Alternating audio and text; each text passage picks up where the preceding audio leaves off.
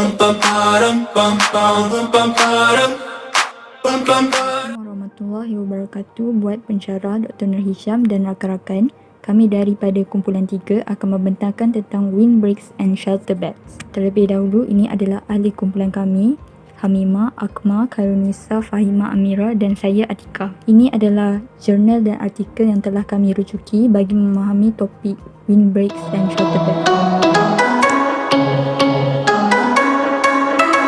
Baik sekali, kami akan terangkan apa itu Windbreaks and Sheterbreaks.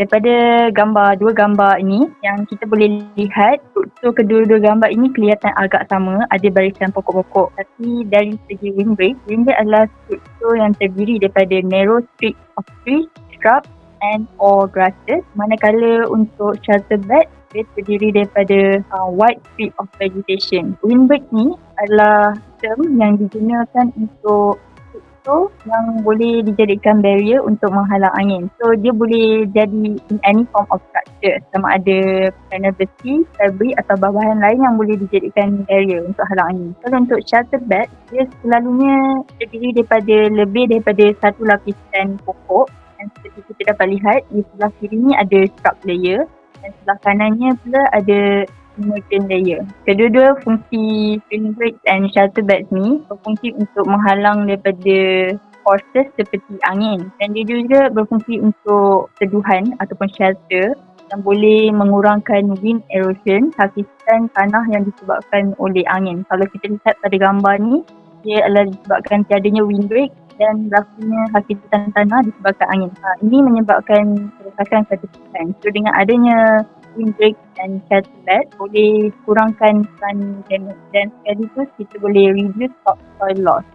Windbreaks dan Sheterbelts juga berfungsi sebagai habitat untuk wildlife, di mana ini menjadi sources of food and protection. Kita boleh lihat daripada gambar ini, biji-biji benih ataupun buah yang daripada pokok itu boleh dijadikan sebagai makanan, manakala daun-daunan pokok boleh dijadikan protection daripada weather dan predator, dan daripada struktur Windbreak dan Sheterbelt ni kita boleh maintainkan keseimbangan ekosistem. So itu saja.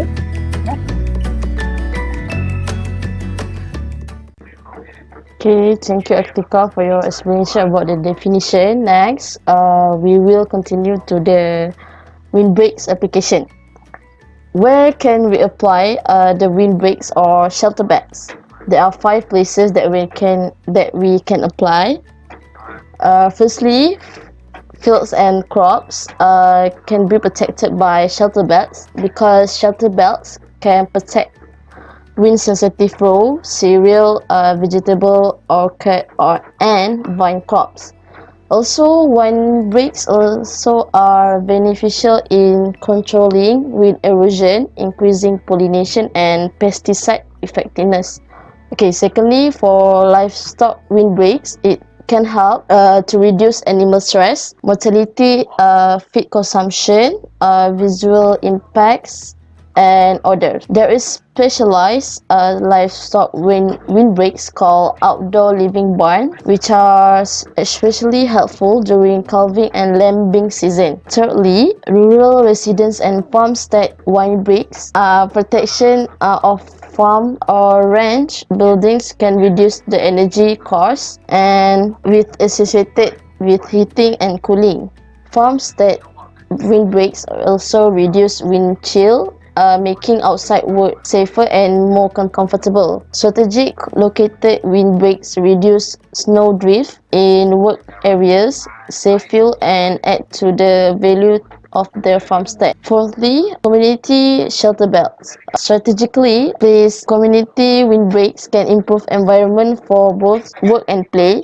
Windbreaks can also serve as a visual and noise screen between conflicting land use such as industrial sites and residential areas. With the help of the windbreak, they can help to reduce impacts of dust and chemical drift from agricultural land. But not least, at roads and highway, trees and shrubs can be planted as living snow fences, to keep roads clear of drifting snow and increase driving safety, because the living snow fences are more cost effective than sled fence snow barrier, because they have more greater snow storage capacity and require less maintenance once established and have longer lifespan.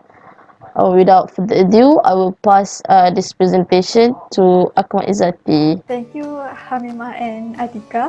So for me, I will explain about advantages of windbreak and shelterbelt. So the first benefits of windbreak is it can improve the local environment. Why? Because reducing wind speed improve water use efficiency by lowering evaporation rates from plants and soil.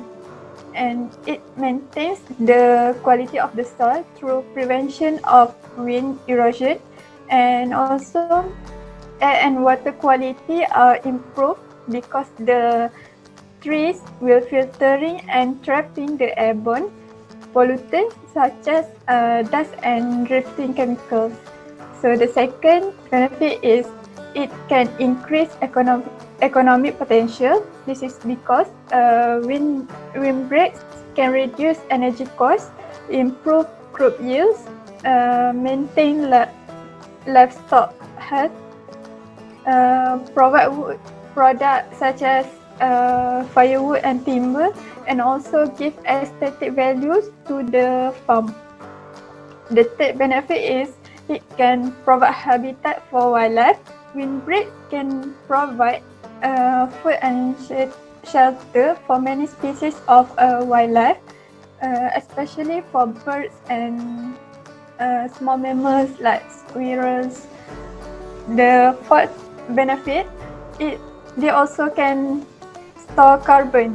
I have read this one article said that planting only 2.5% of the tillable land in the Great Plains to 3 windbreaks could remove an estimated 80 million tons of carbon dioxide in only 20 years.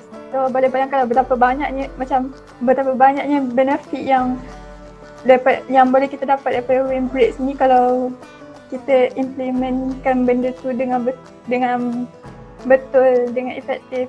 So the next benefit is it can reduce cost of building maintenance, because windbreak can reduce the sandblasting effects on wind on house paint. Saya tak pasti macam mana effects of wind on house paint, tapi apa yang saya dapat, winds ni dia akan keringkan paint coats tu padang, dan benda tu akan menyebabkan cat rumah tu tertanggal dengan lebih mudah. The last is windbreak can act as sound barrier. Macam yang kita tahu, windbreak ni structure dia tall and dense. So dia akan absorb the noise pollutant yang ada macam daripada traffic, machinery and animals. So itu saja daripada saya. Saya paskan kepada Amira untuk terangkan yang seterusnya. Okey, saya akan menerangkan dalam bahasa Melayu tentang keburukan windbreaks or shelterbelts. Saya jumpa 5 keburukan. Yang pertama adalah loss of space or loss of land. Sebabnya kan kita buat windbreak dekat kawasan tanaman kita. So kalau secara dari pandangan lain lah, sudut pandangan lain, kita boleh gunakan ruang yang ada tu untuk kita tanam tanaman biar kita dapat hasil yang banyak. Tapi untuk kepentingan yang lain, sebab itulah kita buat windbreak. Itu adalah salah satu keburukan dia, iaitu loss of space. Sebabnya itulah kita boleh gunakan ruang tu untuk tanaman daripada kita tanam pokok. Untuk yang kedua adalah competition for water and nutrients. Seperti yang kita tahu, setiap tanaman memerlukan 2 komponen ni untuk dia membesar dengan jayanya lah, tanpa sebarang kerosakan ataupun sebarang defect kepada tumbuhan tersebut. Jadi bila kita tanam crop, tanaman dan juga tree, so semestinya diorang akan berkompet untuk mendapatkan sumber air dan nutrien dengan cukup di kawasan tersebut. So jika kekurangan kedua-duanya, ia akan memberi kesan kepada hasil tanaman kita dan juga tumbesaran pokok yang kita tanam untuk kita jadikan dia sebagai windbreaks atau shelterbelt kepada tanaman kita.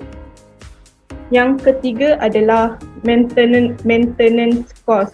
Ini adalah sebabnya bila kita dah tanam pokok yang kita nak jadikan dia sebagai windbreaks atau shelterbelt, so kita mestilah buat penyelenggaraan untuk satu-satu masa terhadap tumbuhan tersebut. Ini adalah bertujuan untuk memastikan tumbesaran pokok tersebut berjalan lancar lah, dan juga maintenance cost dia melibatkan kos yang tinggi sebabnya dalam penyelenggaraan kita perlu melakukan pemangkasan dan juga pemangkasan identify the disease problem. So ini semua melibatkan kos. Bila melibatkan kos, inilah jadi punca kepada keburukan kita buat windbreaks or shelterbelts. Okay, yang keempat adalah high cost for establishment. Dengan tujuan kita memasang windbreaks or shelterbelt kepada tanaman kita perlukan planning biar kita punya tujuan pemasangan ataupun tujuan kita buat windbreaks or shelterbelt di kawasan tanaman kita ni berjalan dengan lancar, so dan kekal dalam jangka masa yang panjang. Jadi segala penubuhan ataupun establishment of windbreaks or shelterbelts ni sememangnya memerlukan kos yang tinggi sebab kita melibatkan banyak benda seperti kita perlukan planning yang efektif, kita perlu membuat pemilihan spesies yang bersesuaian dengan keadaan tanah di kawasan tersebut, dengan combination spesies apa yang kita perlukan supaya jangka masa tumbuhan tersebut berkekal dengan lama dan dapat menjalankan fungsi dia yang kita dah tetapkan. Apa fungsi untuk pokok ni kita letakkan dekat kawasan situ. Jadi kita memerlukan kos yang tinggi lah untuk menjayakan sesuatu tujuan ataupun untuk kita mentafsirkan tujuan kita di kawasan tersebut. Okay, yang ketiga adalah shading effects. Basically saya macam tak faham sangat lah untuk shading effects ni sebab sumber yang saya dapat pun macam kurang untuk shading effects, tapi ada satu tu saya jumpa. Mungkin shading effects ni jika kita tidak melakukan ataupun jika kita tidak menguruskan tanaman yang kita jadikan dia sebagai windbreaks or shelterbelts ni dengan betul, seperti kita tidak melakukan pemangkasan selara ke, jadi dia akan macam selara dia tu bila pokok dah besar kan selara besar kan, depends on the species yang kita tanam kat situ. Jadi bila kita tak buat penyelenggaraan terhadap pokok tu, dia memberi kesan teduhan yang banyak lah, yang banyak bersesuaian dengan keluasan selara dia. Jadi dia sedikit sebanyak akan memberi teduhan yang lebih ataupun menghalang cahaya daripada kena kepada tanaman yang kita tanam tu. Jadi itulah keburukan windbreaks or shelterbelts tadi. Ada 5, iaitu loss of space or loss of land. Yang kedua adalah competition for water and nutrients antara pokok yang kita tanam dan juga tanaman yang as crop yields tu. Dan yang ketiga adalah maintenance cost is high sebab kita memerlukan pemangkasan dan sebagainya untuk identify pokok. Semuanya memerlukan kos. Yang keempat adalah high cost for establishment, sebab kita perlukan planning yang efektif, pemilihan pokok yang bersesuaian supaya tak membazir lah kita buat kat situ. Dan yang kelima adalah shading effects. Okey, itu saja dari saya. Saya pass kepada Khairunisa. I'm gonna present the design of windbreak and shelterbelt. As the earlier presentation, windbreak are narrow strip of tree, shrub or grasses. This is the example of the windbreak at the other country, not in Malaysia. And shelterbelt are wide strip of vegetation. You can see clearly the difference between the windbreak and shelterbelt design. Okay. It has three zones, which is windward zone, from which the wind blow that consists of shrub or grasses. Leeward zone consists of tall trees, and protected zone that we want to protect, like our crop, building, houses. Step on designing the windbreak or shelterbelt. The first thing first, we need to observe the wind. Wind direction is noted from where it approach, not where it is heading. The next is barrier should be established perpendicular to the direction of the prevailing wind for maximum wind. Typically, it comes from the north and west side of the farmyard. Okay, next, we need to make sure not too close to building and drive away, which at least 30 meters from any structures or road. And lastly, we need to decide on how many rows required for the windbreak or shelterbelt in order to provide adequate wind protection for the protected zone. Both windbreak and shelterbelt design can be altered by modifying the height, density, number of rows, species composition, and spacing between trees and shrubs. Okay, for height, using the we need to use the tallest suitable tree species in at least one row of windbreak or shelterbelt. This will increase the effectiveness. So number of rows, the longer the windbreak or shelterbelt, the more effective it can be. Wind has the tendency to flow around the end of the windbreak or shelterbelt and increase turbulence at that point. Therefore, to reduce the overall turbulence, it is wise to windbreak or shelterbelt that is as long as possible. Density can affect the extent and level of shelter. Wind turbulence is generally reduced with longer degrees of density. The design should aim for a medium density, which is around 40 to 60%, and it should be also aimed to have an even density from the ground level to the top of barrier. Okay. Spacing between trees and shrubs. Rows should be spaced between 2 to 4 meters apart to allow the plant to grow relatively unrestricted. There should be at least 2 meters between first row of plant and the fence to prevent stock from grabbing on the plant. Medium to tall trees are usually spaced 3 to 4 meters apart. Large shrub can be spaced between 2.5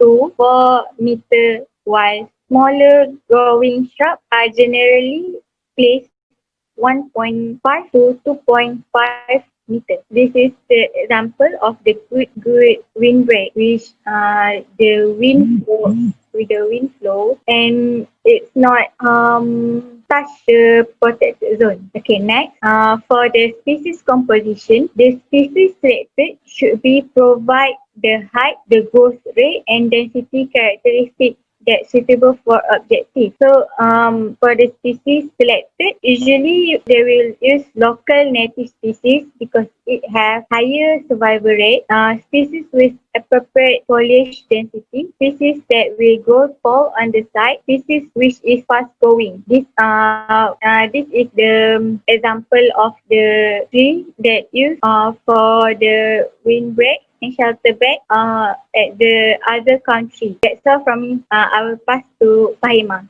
Thank you. Types of windbreak. Firstly, we have farmstead windbreak. This kind of windbreaks provide protection for the buildings, barns and livestock from the strong wind. They can also create a comfortable living environment. We have to understand the coldest and most damaging winds come from the north and west, the windbreak always will be, the orientation of the windbreak always will be perpendicular to the wind. So just now Nisa said that the density of plant. So actually the effectiveness of the windbreaks relies on the density of the plantation. So the windbreaks with 60 to 80% of density provides good protection of a small area like farmstead. So the next type of windbreak. So this type of windbreak actually functions as to control the soil erosion and protects the crop against the turbulent wind. And it is the most important conservative practices in the areas of flat landscapes, and the windbreaks with 40 to 60% of density can protect a large area like crop field. So the species like silver maple, green ash and few poplars are suitable for this type of windbreak. At the end of the day, you will see an increase in the crop yield in the area protected. Windbreak management. Now, we have to understand that windbreak also require a management to remain healthy, effective, and effective wind barrier. So the objective that can be achieved by implementing a good management practices is to promote vigor and growth of individual trees and shrubs, to develop the windbreak structure for maximum effectiveness, to lengthen the effective lifespan of the windbreak. The management practices of windbreak is the weed control, new planting, protection from animals, pruning and thinning and releasing, and coppicing. So the first management practice I'm going to talk about is weed control. As we all know, weed and grasses competes with the tree to get nutrient and water, and where there is a competition, the tree will be under the stress. So in order to get optimum tree health, we have to eliminate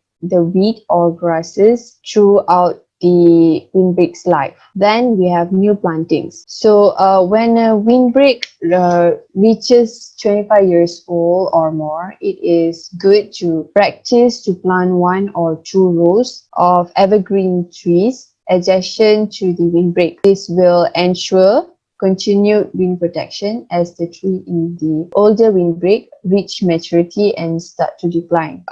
Then we have protection from animals. Livestock, mainly grazing livestock, should be kept away from windbreaks as they can damage the shrubs and trees that protects the lower layer of the windbreak. Then we have pruning. So avoid pruning the trees, since the primary purpose of a windbreak is to use the foliage density to control the wind movement unless there is a specific reason, such as damaged branches by wind or animal grazing. Then we have thinning and releasing. So if a windbreak shows the signs of crowding, then remove some individual trees or an entire row. The trees that are being removed includes the one that is dying, disease or low vigor trees. Every time before we starting the thinning treatment, always consider its effect on the windbreak. Removing enough trees to end all the crowding may make the windbreak too open to be effective, and also